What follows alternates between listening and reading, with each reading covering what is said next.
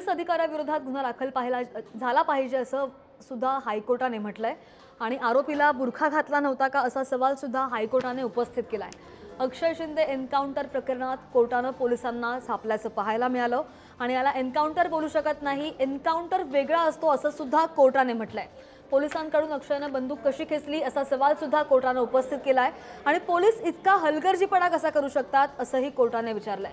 आरोपीने झाडलेल्या 3 गोळ्या कुठे गेल्या असा सवाल सुद्धा कोर्टाने विचारलेला आहे। तर स्वरक्षणासाठी पायावर गोळ्या का मारला नाहीत असंही कोर्टाने विचारलंय। एपीआय दर्जाच्या अधिकाऱ्याला गोळी कशी चालवायची माहिती नाही का असा सवाल सुद्धा कोर्टाने उपस्थित केलाय। पिस्तूल चालवायला अनुभव लागतो, बंदूक कुणीही चालवू शकतं असं कोर्टाने म्हटलंय आणि या प्रकरणाची पुढची सुनावणी येत्या 3 ऑक्टोबरला होणार आहे।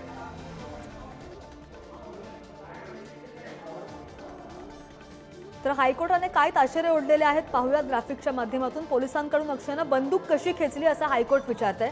पोलीस इतका हलगर्जीपणा कसा करू शकतात असं सुद्धा हायकोर्ट विचारत आहे। अक्षयने झाडलेल्या 3 गोळ्या कुठे गेल्या असा सवाल कोर्टाने उपस्थित केलाय। स्वरक्षणासाठी पायावर गोळ्या का मारल्या नाहीत असंही हायकोर्ट विचारतंय।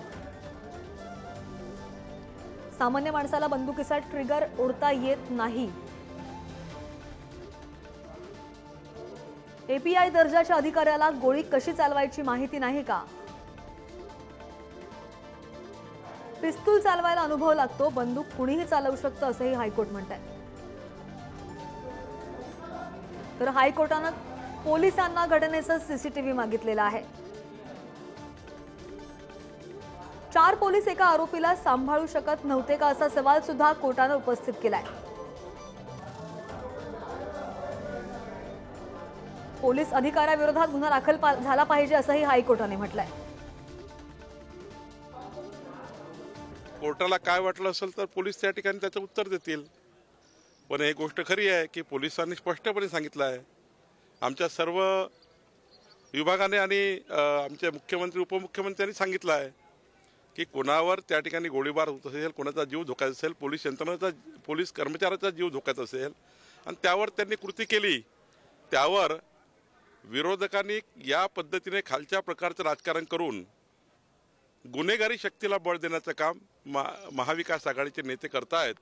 सुसंस्कृत महाराष्ट्राला पुढे नेण्याकरता अशा घटनांमध्ये सर्वांनी एक आलं पाहिजे, गुन्हेगाराला शिक्षा मिळाली पाहिजे, सुसंस्कृत महाराष्ट्राला पुढे नेलं पाहिजे।